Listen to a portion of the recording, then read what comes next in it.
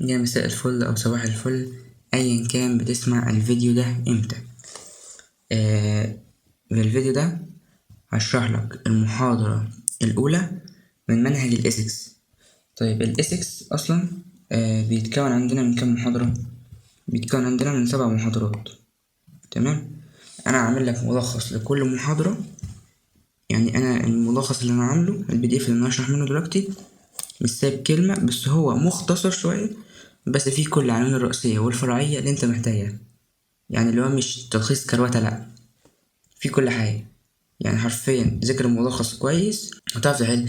بس الفكرة في الاسكس أصلا، الفكرة في الاسكس مش في إن أنت تحفظ وداش، لأ، الفكرة إن أنت تفهمها بالعربي. ليه؟ لأن هو بيجيب لك في الامتحان، يعني بيجيب لك على اللي أنت فاهمه. يعني مثلا الاسكس دي اللي هي الحاجات اللي احنا بين السلوك الصح والغلط والكلام ده، هو هل في الامتحان هيجيبها لك كده؟ لا، هيجيب لك مثلا تصرف غلط ولا حاجه زي كده، يقول لك ده هل ايثيكال ولا ان ايثيكال، هي كده يعني. مش بيجيب لك دش في المحاضرات زي ما هو، لا، ولا هتجيب لك زي ما هو، لا، هي بتجيب لك حاجات على اساس انت فاهم ولا مش فاهم. فده هو اللي مصعب الاسكس، لكن هي مادة سهلة. احنا قلنا 7 محاضرات، كل محاضرة اشرح لك بفيديو وهحل لك عليها 20 سؤال في نفس الفيديو على كل محاضرة. تعالى نبدأ. أول حاجة كورسز اوفر فيو، فكك منها، الكورس ده بيعرفك يعني ايه اصل المادة. تعالى بقى نبدأ.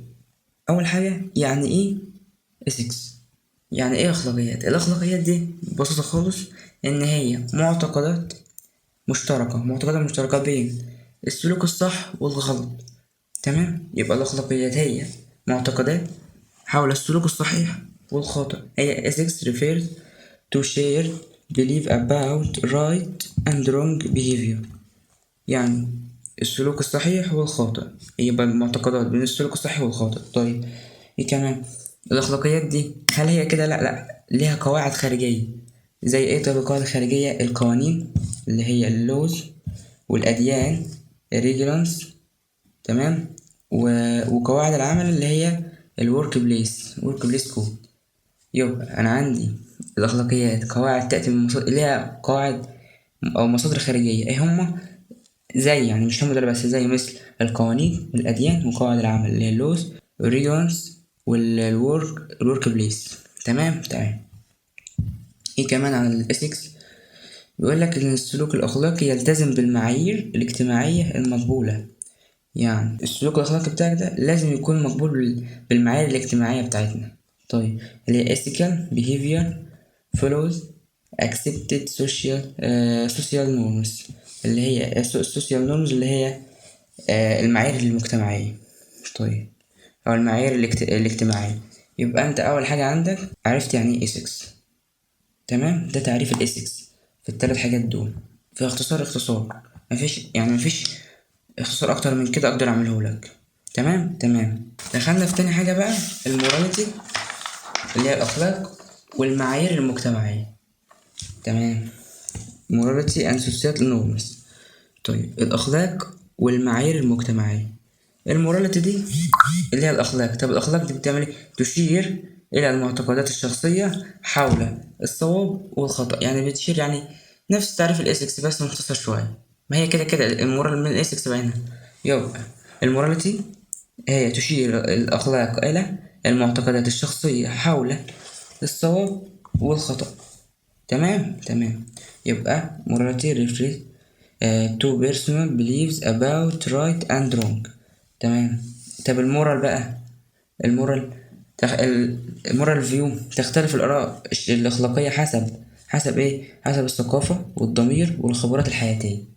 تمام تمام أوي. تمام. يبقى الكالتشر والكونسيكونس and life experience. يبقى أنا عرفت هنا يعني إيه أخلاق شخصية اللي هي الموراليتي. الفيشرز والفايسز. يعني إيه؟ يعني الفضائل والرذائل. طيب الفيشرز هي الفضائل، هي عادات تشجع السلوك المقبول. يعني بقول لك فضائل، فهو يجيب لك في الامتحان، هيجيب لك حاجة فضيلة، يقول لك هل دي فيرشز ولا فايسز. فانت هتشوف بقى على اساس ان هو يجيبه لك مادة فهم، مش محتاج ان انت تدش كتير في الحفظ. تمام.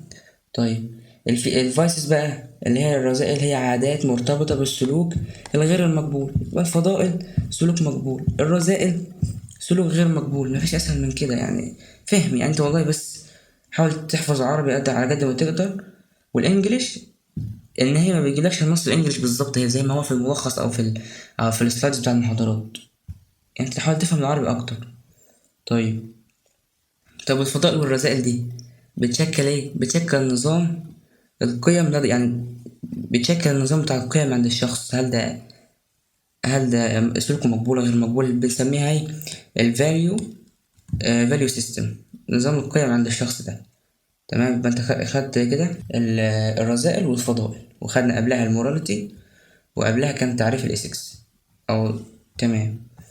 بعديها الاسيكال ديليمز. ethical dilemmas اللي هي المعضلات الأخلاقية. المعضلات الأخلاقية دي هتظهر إمتى معاك؟ لما يكون عندك، هتظهر عندك لما تكون لا تكون القواعد واضحة. لما ما يكونش عندك قاعدة واضحة لازم تظهر عندك معضلات أخلاقية. تمام. إيه كمان؟ غالبا تضمن الاختيار بين حقوق أو مبادئ متعارضة. يعني هتكون عندك حاجة يعني تكون عندك القواعد ما تكونش واضحة عندما لا تكون القواعد واضحة في مواقف جديدة. طيب وغالبا تتضمن الاختيار بين حقوق أو مبادئ متعارضة. تمام. يبقى كده خدنا الإيثيكال ديليماس، سهلة برضو مفيهاش حاجة أصلا. طيب بعد كده النزاهة، الانتجريتي مهمة، هتجيبها لك في الفاينل كده اللي هي النزاهة. طب النزاهة هي ايه؟ أساس السلوك الأخلاقي. أساس الإيثكس أصلا النزاهة. يبقى النزاهة هي أساس السلوك الأخلاقي. integrity is a foundation of ethical behavior. تمام. الأشخاص اللي ذو النزاهة، اللي عندهم النزاهة دول لازم يكونوا بيطبقوا المبادئ الأخلاقية في جميع المواقف. يعني مثلا قبل موقفين ده بيعمل فيه تصرف وده تصرف، لا يبقى كده ما عندوش نزاهة. لازم يكون عنده نزاهة، يبقى يطبق نفس المبادئ الأخلاقية في جميع المواقف. بعد كده عندنا يعاملون الآخرين باحترام وعدالة. ده الشخص اللي هيكون عنده نزاهة يعامل الآخرين باحترام وعدالة. treat others with respect and fairness. طيب بدأ كده النزاهة. هتقول لي هو الموضوع سهل كده؟ والله الموضوع سهل، بس انت اللي بس اللي معقدها من اول السنة. الاسكس صعبة عشان انت مذاكرتهاش، لكن هي سهلة. هو بصراحة برضه هقول لك على حاجة، ان اول محاضرة ما كانتش اللي هي فيها حاجة اصلا. اللي هي اول محاضرة يعني ايه 6، يعني ايه مش عارف ايه، يعني اللي هو يعني بيعرفك يعني ايه 6. فاول محاضرة يعني هتلاقيها سهلة جدا، لكن بعد المحاضرات هتلاقيها بعد كده هتلاقي حاجات صعبة شوية، ان هي هتبقى عليك حفظ كتير. لكن اول محاضرة يعني فهم بحت. تمام. طيب تعال ناخد الفرق بين الإيثكس والمورالز واللوز، اللي هم الأخلاق الشخصية والأخلاقيات نفسها والقوانين. طيب تعال ناخد الأخلاق الشخصية هي معتقدات فردية. أهم حاجة كلمة معتقدات فردية دي. about moral are personal beliefs about right and wrong. اللي هي معتقدات فردية حول الصواب والخطأ، دي المورالز بتاعتي. طيب الإيثكس الأخلاقيات هي معايير تضعها جامعات أو مهن. يبقى ethics are standards set by groups or professional. طيب بعدها اللوز القوانين بتاعتي دي ملزمة بتحطها الدولة ويتم تنفيذها رسميا. يبقى انت كده لازم تعرف الفرق بين التلاتة، لأن كده ممكن تجيبها مقارنة في سواء مقالي أو ممكن تجيبها لك في الام سي كيو ويقول لك الفرق بينهم، ويجيب لك اختيارات طويلة عادي. تمام. يبقى كده انت خدت الفرق بين الأخلاق والأخلاقيات اللي هي الإيثكس واللوز اللي هي القوانين. تمام. بعد كده الإيثكس in business world بتعمل لي ايه؟ الجلوباليزيشن والمنافسة and competition اقصد بتزيد من احتمالية السلوك. يعني المنافسة، العولمة والمنافسة بتزيد من احتمالية السلوك غير الأخلاقي. يبقى ممكن تجيب لك MCQ. تمام. ان العولمة والمنافسة بتزيد من احتمالية السلوك غير الأخلاقي. طيب السلوك غير الأخلاقي ده بيعمل ايه؟ يؤدي إلى خسائر مالية وتدمير السمعة. مهمة جدا دي. unethical behavior السلوك غير الأخلاقي leads to بيؤدي إلى financial يعني خسائر مالية وتدمير السمعة. طب مثال من أرض الواقع، فضيحة إنرون، مثال كلاسيكي على فشل الأعمال غير الإخلاقية. ده مثال عصري وممكن تجيبلك في الامتحان، تقول لك أنا عايزة حاجة اللي هي unethical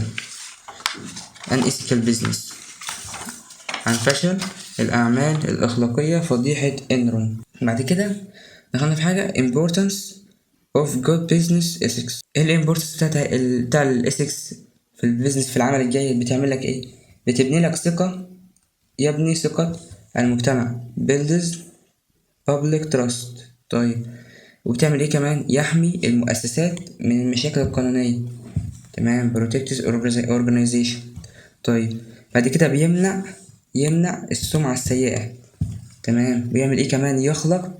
بيعمل لك بيئة عمل صحية أو جيدة، تمام. سهلة جدا، المحاضرة الأولى قلت لك ما فيهاش حاجة أصلا. طيب بعد كده الإيثيكال بيهيفير إن أي تي، مهم جدا دي، الإيثيكال بيهيفير إن أي تي. طيب بتعمل لك إيه في الأي تي؟ بتعمل لك حماية الخصوصية والبيانات الشخصية، أمر أساسي في الأي تي، تمام. يبقى بروتكتنج، بتحمي الخصوصية والبيانات الشخصية في الاي تي، تمام. بتعمل لك ايه كمان؟ يجب استخدام التكنولوجيا بشكل مسؤول واخلاقي. يعني كارين احنا في الاسكس بفائدتها ايه كليك انت، يعني مثلا تستخدم التكنولوجيا بشكل مسؤول، ويجب ان تحل متخصص لتكنولوجيا المعلومات بشفافية ومساءلة، اللي هي transparent and accountable. بعد كده السوشيال responsibility، المسؤولية الاجتماعية. social responsibility، المسؤولية الاجتماعية، تدعم الشركات المجتمع من خلال التبرعات والمزايا والمبادرات الاجتماعية. طيب بعدها social responsibility، بتحسن صورة الشركة وثقة الجمهور. يبقى المسؤولية الاجتماعية بتحسن صورة الشركة وثقة الجمهور. كده المحاضرة دي خلصت، أصلا كانت محاضرة عبيطة ما كانش فيها أي حاجة أصلا. طيب إيه اللي بيركز لك عليه لو هيجيب لك في الفاينل؟ تعريف الإيثكس، والفرق بين الإيثكس والمورالز واللوز، والفيشرز والفايسز والإيثيكال ديليماس، والانتجريتي النزاهة، والإمبورتنس أوف بيزنس إيثكس مهمة، والإيثكس إن أي تي مهم جدا دي، والسوشيال ريسبونسابيلتي اللي هي آخر حاجة قلناها، اللي هي المسؤولية الاجتماعية، تمام. كده بعد ما خلصتها، لو أنت مش حالل ما تحلش معايا، حل الأول بعد كده ارجع شوف الحل. طيب تعال نحل. أول سؤال بيقول لك ethics mainly deals، يعني تعني إيه؟ right and wrong behavior، تمام. أعتقد سهلة، بس الأسئلة دي سهلة بس عشان تثبت اللي أنت فهمته. طب الموراليتي الريفريس الموراليتي بتاعتك دي الريفريس بتشير إلى هل جروبس رولز ولا البروفيشنال بيرسونال بليفز؟ يبقى بي، تمام. رقم 3 الإيثكس ار derived from، يعني derived أصلا تستمد، دي يعني معناها تستمد منين؟ فين القلم؟ تستمد من السوسايتي اند البروفيشنال، من المجتمع والمهن. طيب البروفيشنال إيثكس apply to، بتتطلب ايه؟ all، يعني بتعمل مع كل المهن، مش مهنة واحدة، مش مهنة معينة. طيب الإيثيكال بيهيفير مين تعني ايه؟ following norms، يعني دي أسئلة مباشرة بس عشان تثبت المحاضرة، إن هي بتعمل اتباع للمعايير بتاعتك. طب الإيثكس هيلب individuals to make correct decision، بتساعدك إن تاخد قرار صحيح. طيب الإيثكس are considered، بتعتبر إيه؟ shared standard، بتشارك المعايير بتاعتك. طب الإيثكس affect، بتؤثر على decision and action، الأفعال والتصرفات بتاعتك. decision قراراتك وأفعالك. طب الإيثكس are important because ليه هي مهمة؟ لأنها بتعمل لك guide behavior، تمام. طب الإيثكس جايد بتوجهك لإيه؟ professional conduct، تمام. بعد كده السؤال التاني true false، ethics are personal beliefs only، هل هي ethics معتقدات الشخص بس؟ غلط طبعا. فولس. طب الإيثكس جايد هيومن بيهيفير صح، بتوجه يعني بتوجه السلوك البشري. طيب الإيثكس are always written laws، يعني الإيثكس دي بتتكتب بقوانين على طول، غلط فولس. طب الإيثكس differ from morals الإيثكس أيوة صح. طيب الإيثكس have on rule in professions غلط. طيب الإيثكس هيلب، الإيثكس دي بتساعد decision making صح. طيب الإيثكس are shared values، انت تشارك القيم بتاعتك صح. صح مش غلط. طيب الإيثكس never change، يعني الإيثكس مستحيل تتغير، الأخلاقية بتاعتك مستحيل تتغير، لا غلط، ممكن تتغير عادي. الإيثكس affect action صح. طب الإيثكس are useless in society غلط. طبعا أسئلة سهلة ومباشرة بس مش هتجيك كده بس عشان دي أول محاضرة بس. طيب إيثكس كويك إسي يعني مقالية سهلين جدا برضه. أول سؤال بيقول لك بيقول لك عرف لي الإيثكس وهات لي مثال مهم. رقم 2 بيقول لك الفرق بين الإيثكس والمورالز برضه سهل. 3 explain why ethics important to professional life، ليه الإيثكس مهمة في الحياة المهنية. بعد كده بيقول لك ناقش ethics، يناقش أهمية الإيثكس في المجتمع أو قواعد. بعد كده بيقول لك give examples of ethical behavior، يعني اديني أمثلة على التصرف الethical behavior. طيب كده خلصنا المحاضرة الأولى بس كده، كانت سهلة. بعد عندك في آخر الPDF هتلاقي الإجابات برضه اهي، إجابات المقالة برضه، وانت المفروض تجاوبهم يعني بعد ما حفظت المحاضرة. بس كده خلصنا المحاضرة الأولى.